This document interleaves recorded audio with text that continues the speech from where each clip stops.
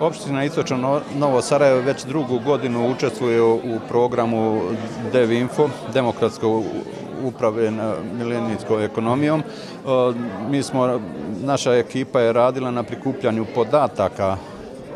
Kao što znate, u nedostatku popisa često smo u poziciji i mi i naši društveni subjekti na terenu da neki dovijaju se na svoj način kako doći do određenih podataka. Mi smo, zahvaljujući softveru DevInfo, koji je istinski prilagođen našim potrebama, jednostavan za rukovanjem i obradu podataka, radili smo skupljanje podataka od više subjekata na terenu, počev od statistike do zdravstva, školstva, fondova, tako da smo uradili indikatore na nekih oko 150 indikatora i obrade podataka.